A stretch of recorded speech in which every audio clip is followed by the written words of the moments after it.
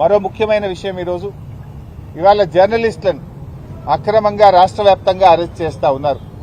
రాష్ట్ర వ్యాప్తంగా అరెస్ట్ చేసిన జర్నలిస్టులను వెంటనే విడుదల చేయాలని చెప్పి బీఆర్ఎస్ పార్టీ డిమాండ్ చేస్తా ఉంది. ఈ జర్నలిస్టుల అక్రమ అరెస్ట్ ను బీఆర్ఎస్ పార్టీ తీవ్రంగా ఖండిస్తా ఉంది. నువ్వేం చెప్పినావు రేవంత్ రెడ్డి?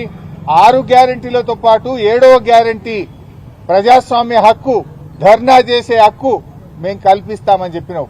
ఇవాళ జర్నలిస్టులు కనీసం బండి దిగి గేట్ కాడికి పోకముందే అరెస్ట్ చేస్తున్నావు. వాళ్ళు ప్రజాస్వామ్యయుతంగా ధర్నా చేసే అధికారం లేదా? దరఖాస్తు ఇచ్చే హక్కు లేదా? మరి నువ్వు ఆ రోజు నీ మేనిఫెస్టోలో మొదటి పేరాలోనే చెప్పినావు, ప్రశ్నించే హక్కు, ప్రజాస్వామ్య హక్కు 7వ గ్యారెంటీగా ఇస్తున్నా అని చెప్పినావు. ఇవాళ రాష్ట్ర వ్యాప్తంగా జర్నలిస్టుల గొంతు కోసినావు, అందరినీ కోసినావు. ఇవాళ రైతుల్ని కోసినావు, కార్మికుల్ని కోసినావు, విద్యార్థుల్ని గొంతు కోసినావు, నిరుద్యోగుల గొంతు కోసినావు. లాస్ట్ కు ప్రజాస్వామ్యంలో 4వ పిల్లర్ అయినటువంటి జర్నలిస్టుల గొంతు కూడా కోసినావు కదా. ఇవాళ కేసీఆర్ గారు ఉన్నప్పుడు 26,000 అక్రిడేషన్ కార్డులు ఇచ్చారు. జర్నలిస్టుల కోసం 100 కోట్ల రూపాయల కార్పస్ ఫండ్ను ఏర్పాటు చేశారు.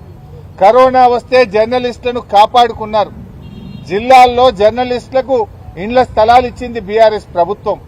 రేవంత్ రెడ్డి వచ్చిన తర్వాత ఆ రోజేమో గొప్ప గొప్పగా చెప్పిండు, గవర్నమెంట్లకు వస్తే చాలు, ఓడదాటేదాకా ఓడమల్లప్ప, ఓడదాటినాక బోడమల్లప్ప. ఆనాడు ఏం చెప్పిండు? మేము అధికారంలోకి వస్తే జర్నలిస్టులకు ఇండ్లు కట్టిస్తాం, ఇండ్ల స్థలాలు ఇస్తాం, యూట్యూబ్ వాళ్ళకి ఇస్తాం, సోషల్ మీడియాకి ఇస్తాం, ఇంకా అక్రిడేషన్ కార్డులు పెంచుతా అన్నాడు.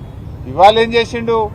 26,000 మందికి కేసీఆర్ గారు అక్రిడేషన్ కార్డులు ఇస్తే 10,000కు తగ్గించారు.